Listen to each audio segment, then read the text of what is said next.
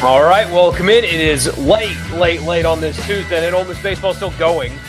Went ahead and went live anyway, hoping that they would get the third out in the ninth before we went live. But a single and a walk has two on with one out for Austin Peay. So we'll see how this one ends.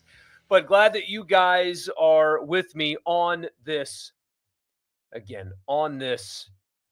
Tuesday night. It is 9:10 as we record this, and starting the stream is Austin Peay is getting runners on base. If they lose this game, it is exclusively my fault. I am the jinx. I hit the live button assuming that this one was over, especially after they got that first out. So we'll see how this goes. But something that I've been thinking about all day today really is Andy Staples, who I really like, and I think that he is really thoughtful with the content that he puts out there, did a post-spring top 25, and Ole Miss was ranked. Should they be, as the second out is recorded? But should they be? Should Ole Miss be ranked to start the 2025 season? Have they done enough, in your opinion, to start the 2025 season? I want to hear from you. I've also there's a couple of things with Ole Miss that have been on my mind when it comes to this particular football team and the new faces on it. So we'll talk about that, read a few of your comments. It's going to be probably a shorter stream tonight just because of the timing. I did not want to go live during a baseball game, especially one in which Ole Miss was losing at the time. So forgive me for being late, but I am glad that you guys are here on this edition of the Rebel Report. Again, my name is Michael Borky. Don't forget to like and subscribe right here on YouTube. If you're watching, listening on YouTube, Super Talk, wherever, don't forget to subscribe. And also, wherever you get your podcast, just search Rebel Report and subscribe and leave a rating and a review. This edition of the podcast is brought to you in part by Toyota of Brookhaven. We all know the car buying experience can be a miserable one, especially if you go to a place that will not take care of you. That's what Toyota of Brookhaven will do. They will treat you like a person, an actual person, not just dollar signs. So even if you don't live in Brookhaven, by the way, exit 40 in Brookhaven, even if you don't live there, it is worth checking out their online inventory, toyotaofbrookhaven.com. But it's worth looking into making the trip to go, because they will, not only will they take care of you, also you get $1,000 on me if you just tell them that I sent you. $1,000 off on me, straight up, if you tell them that I sent you on any in-stock new Toyota. Their financing department has some pretty outstanding interest rates right now. The Tundra is, especially the new ones, great looking trucks. Toyota of Brookhaven, they will deliver, even with their service department. It's one of the highest rated in the state. So again, Toyota of Brookhaven, exit 40 in Brookhaven, bringing you the Rebel Report. So Andy Staples put out his not way too early. It's actually a post-spring top 25 in college football, as Ole Miss has a 3-1 count now. You know what you shouldn't do when you're up 3 runs in the ninth is walk batters. And yet here Ole Miss is walking one already and working a count to a 3-ball count. But here's Andy Staples' top 25. And I'll go through some of them quickly, stop if there's anything that stands out to me. Texas at 1, totally fine. Notre Dame at 2, replacing a quarterback, but still totally fine with Notre Dame being at 2. Clemson at 3. A lot of people are going to point to Clemson as being a little bit too high. I love this Clemson team for this season. I think they are for sure a bona fide playoff team, and I truly think that they're a title contender. I like Klubnik. They have a bunch of pieces. I love the schedule. I think they're going to beat LSU in week 1, and they're going to cruise to an ACC championship and be a title contender. I really like this Clemson team. So that feels high, but I actually agree with Andy there. Penn State 4. I know I like to pick on Drew Aller, but that should be the best team in the Big Ten. Ole Miss gets the strikeout. They win 6-3. So ho-hum, easy. No, I say not easy. I say easy, not easy. But they get a midweek win and just move right along, building back the momentum that they lost after the Little Rock and South Carolina series. I mean, they were down and came back and won yet again. That's what this team does. Mentally tough team. So That is not a good win at all because it's Austin P. But important that they did not allow the early hole that they got themselves into to define their night. And so they avoided an RPI disaster, still working towards becoming a host. Anyway, Penn State 4, Ohio, he has Ohio State at 5, super talented. Oregon at 6, super talented. Alabama at 7, I think we're letting the helmet get in the way there. Georgia at 8, Illinois at 9. That'll be an offseason darling for sure. You guys know Luke Altmaier's coming back. I think that Illinois is deserving of some offseason love and hype, and I think they're going to lose 3 or 4 games this season. Florida at 10. I don't get it. We'll see. Texas Tech, the darling of the portal, at 11. They've really enhanced their roster in the portal process for sure. South Carolina at 12. I think it's a little high. Auburn at 13. Now, Auburn, they're talented. I just would like to see Hugh Freeze win, have a consistent season at Auburn before I start calling them a preseason top 15 team. I want them to win something, have a good year before I start calling them a top 15 team. But anyway, you're going to get a lot of that this offseason. I'm not going to buy it. I'm not going to buy it until I see it. I am very out on the not narrative. That's not the right word, but there are a lot of Ole Miss people that are like, look out for you at Auburn. Just look at these recruiting classes, and everybody in the SEC recruits well. Everybody gets great players. When are you going to coach them up? When are they going to overachieve rather than underachieve? Because he's done a hell of a lot of underachieving, and that's it so far. So until that changes, I think that this is too high. But again, anyway. SMU at 14, LSU at 15, Arizona State 16, Michigan at 17, BYU 18, and Ole Miss at 19. Rounding out the top 25 real quick, Miami, Tennessee, Nebraska, Iowa State, Louisville, and Iowa. It's a bit of a crapshoot when you get that low, especially in the portal era and things like that. But Ole Miss, number 19, according to Andy Staples in the post-spring top 25. My question to you is, do you think that they deserve that kind of offseason ranking? And I think Ole Miss is going to be ranked in a lot of polls, probably, maybe all of them to start the season. And part of that is due to the benefit of the doubt when it comes to Lane Kiffin. When you win 39 games in 4 years, you've earned the benefit of the doubt despite the roster turnover. They have signed yet another really strong portal class. That they have a quarterback that they really believe in. The wide receiver room looks elite, and so on and so forth. So do you think that they deserve that?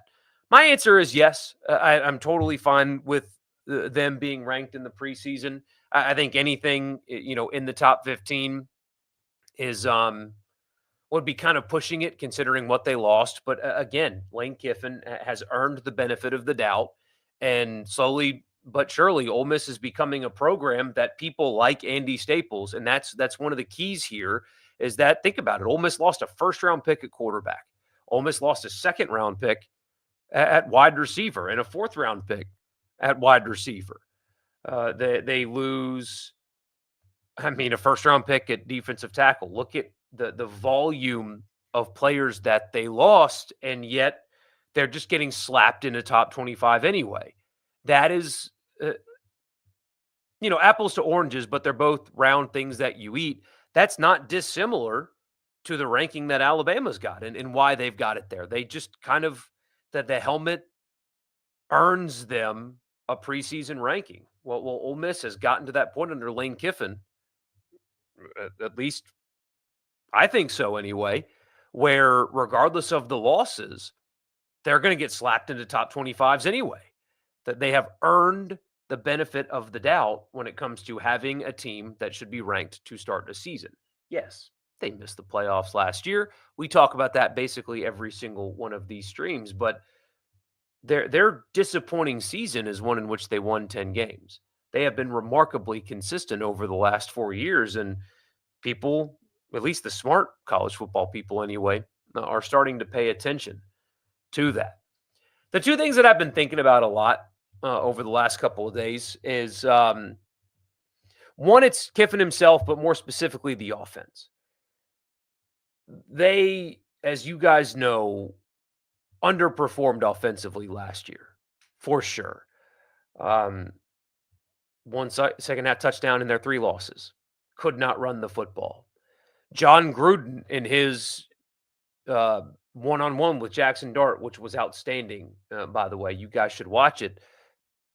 Questioned the offense and some of their process. And talk about validation, by the way. I am certainly not an X's and O's guy. Like I think that I understand football pretty well.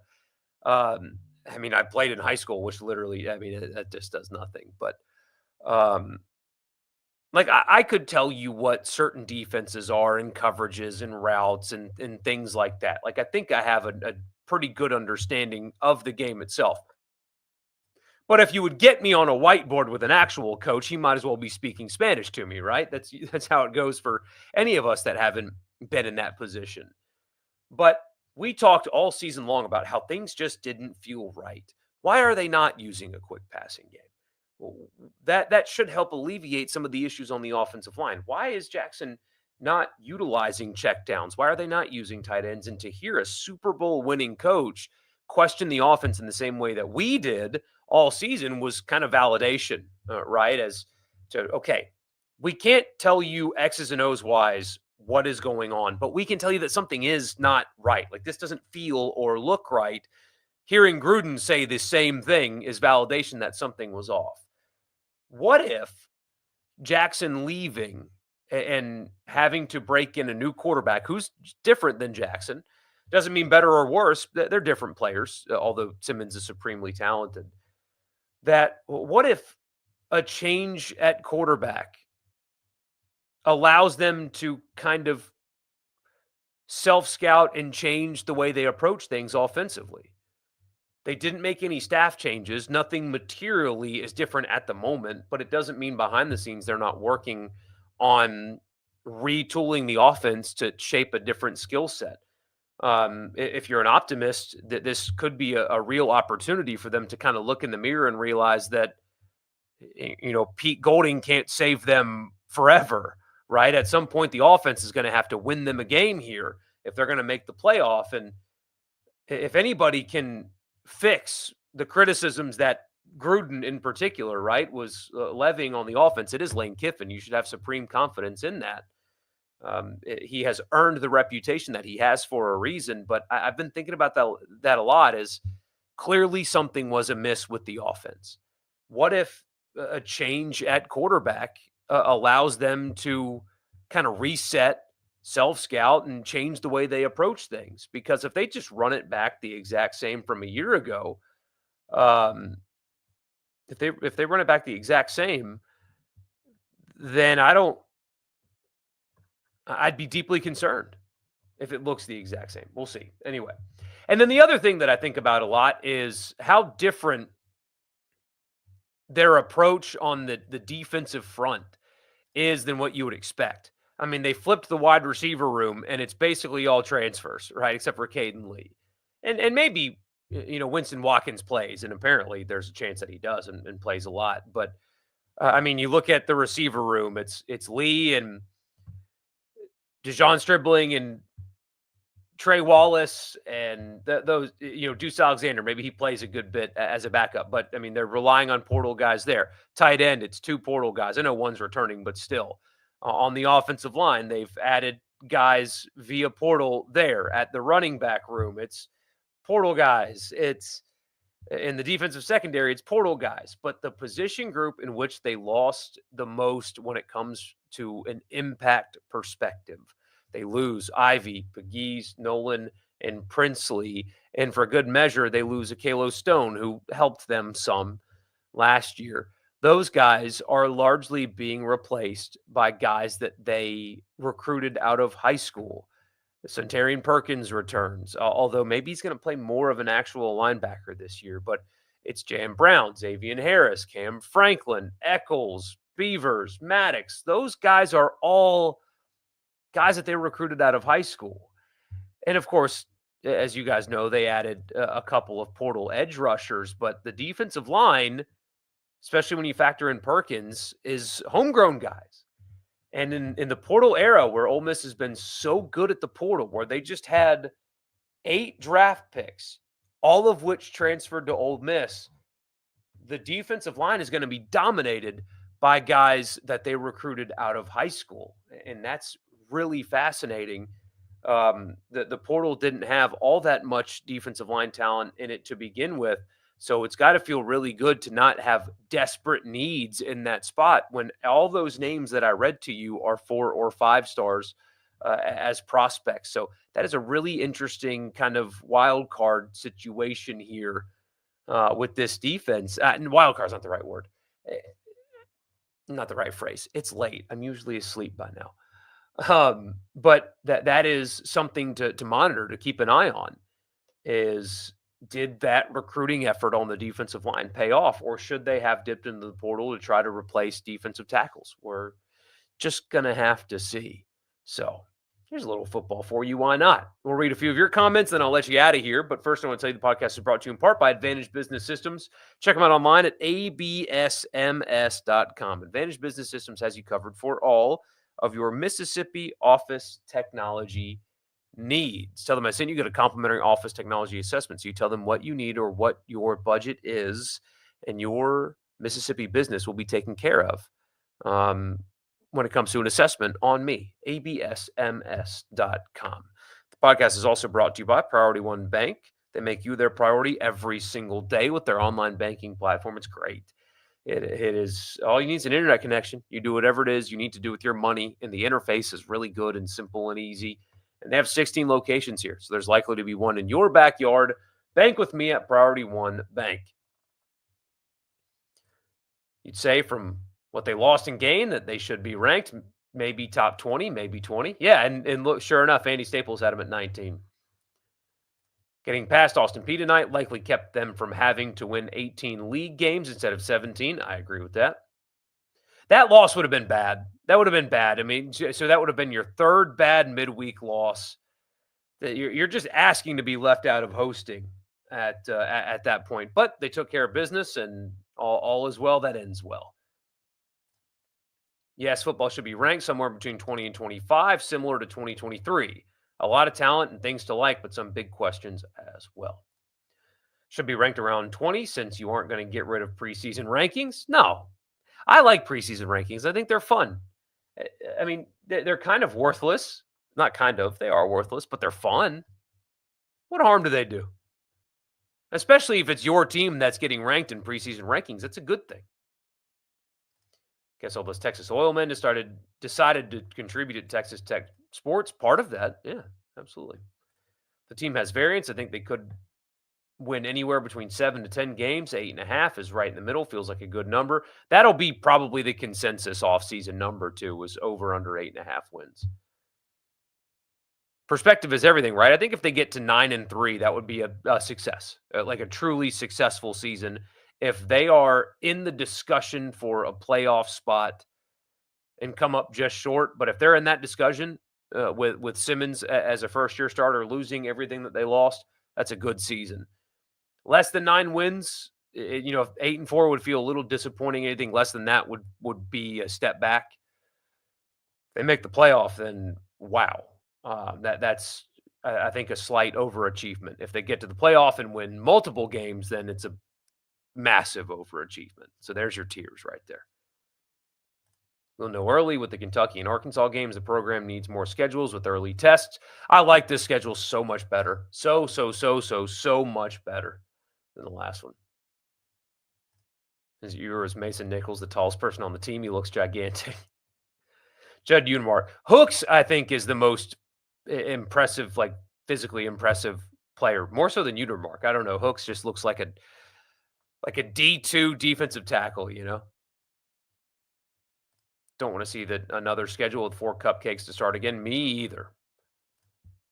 You say they do check downs. You ever hear Lane's whistle? He's changing the play. That's not what a check down is. I'm talking about nothing's open vertically. Dump it off to your running back. That's a check down.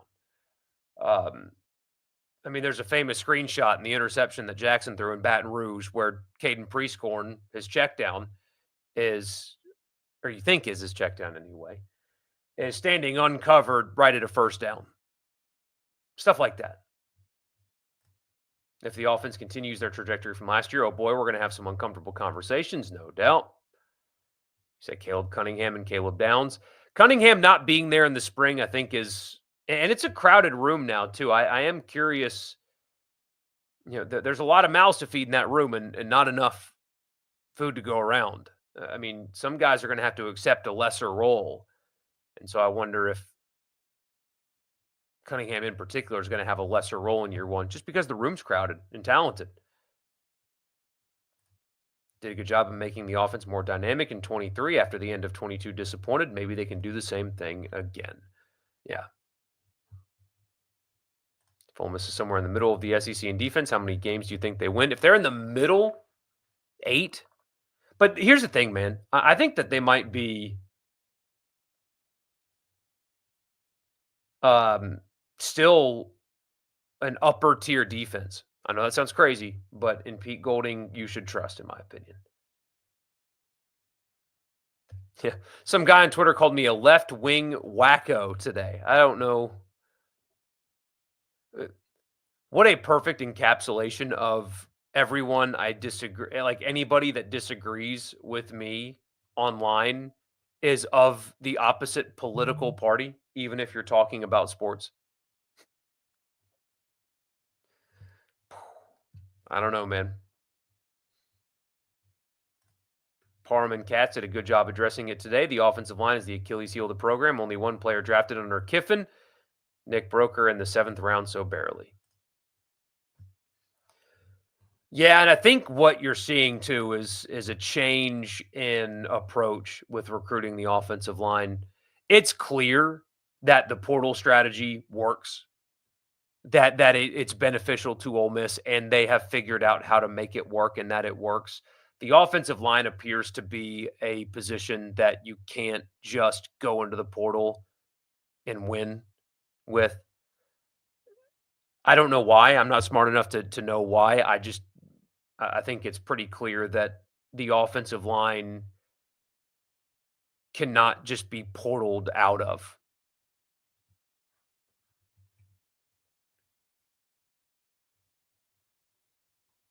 The interception at LSU gets the award for worst play of 2024. Just puzzling.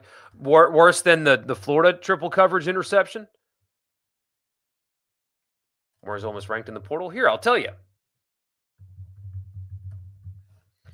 Transfer portal class rankings. Let's see. 3, according to 24/7. And on 3 has them at 2. So there you go. On 3 has them with 30 transfers in. And 24/7 has them with 28. So that's good. Been a while, but you're going to stick with 11-1. Hey, Corey, until you're wrong, you're not wrong.